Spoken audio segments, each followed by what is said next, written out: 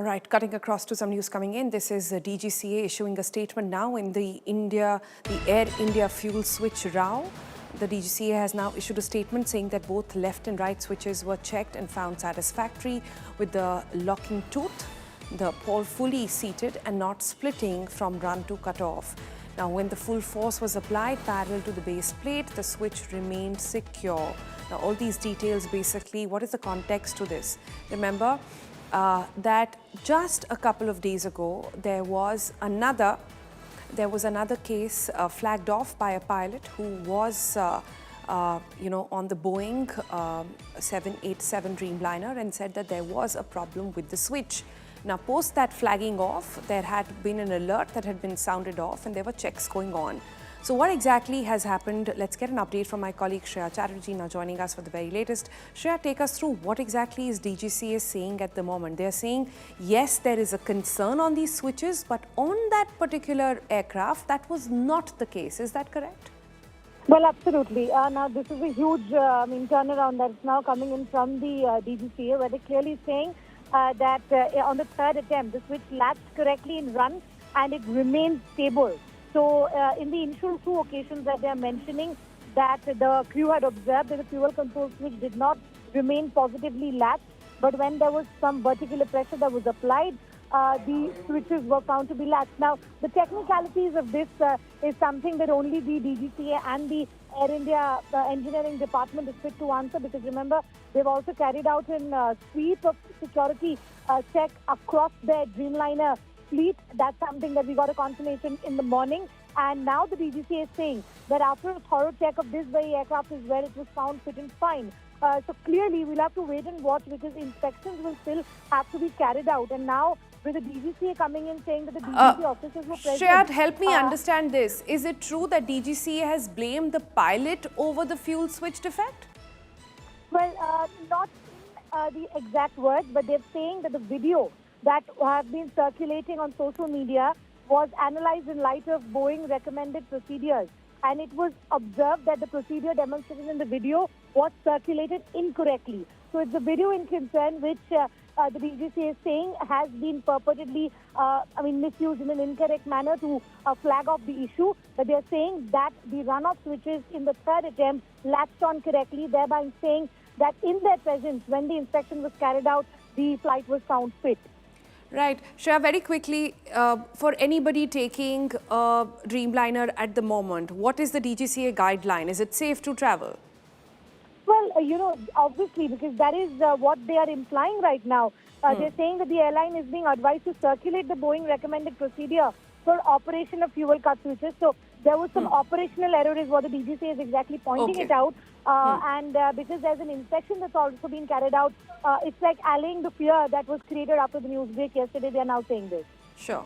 So let's give all our viewers a quick background into where the story is coming from.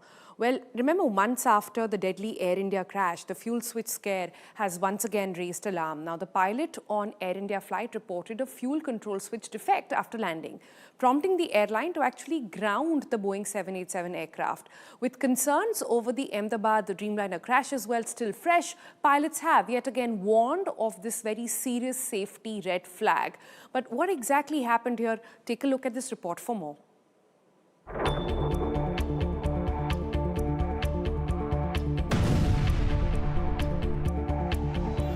Months after the deadly Air India crash, the fuel switch scare is back to haunt the airline and flyers alike.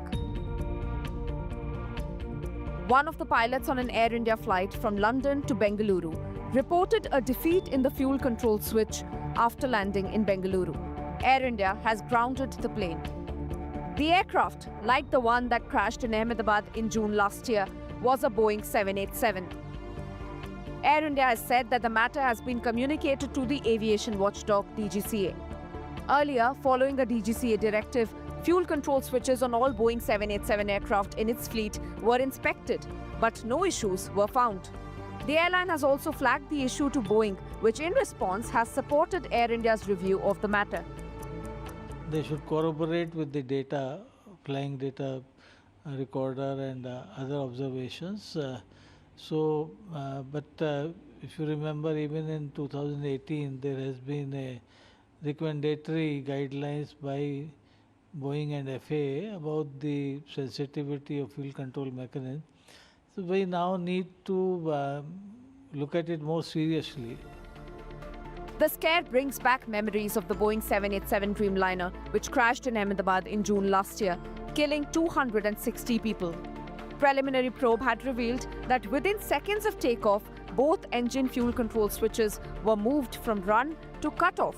As per the cockpit recording, neither pilot knew who turned them off. The fuel control switches were turned back on 10 seconds later, but the engines failed to stabilize. The Pilots Association has now flagged that after the crash, it had repeatedly warned of fuel control switch malfunctions and stressed that all Boeing 787s needed inspection. Pilots have pointed out that the latest incident is history repeating itself and should be viewed as a warning. This has happened a couple of times in many aircraft around the world. Yet, the Boeing has not found it appropriate to check the electrical systems. We have been stressing upon the need to check these electrical systems to avoid a further future accident or an incident. Fuel control switches are designed to be fail-safe, and any possible defect can lead to catastrophic consequences. Bureau Report, India Today.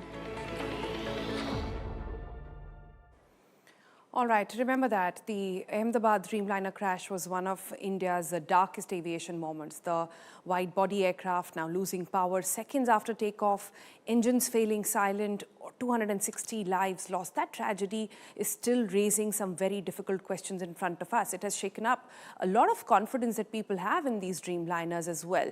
But a fresh development like this really puts everybody under the clock and really needs to sort of get our understanding of how deeply we need to investigate the whole matter in the crash as well.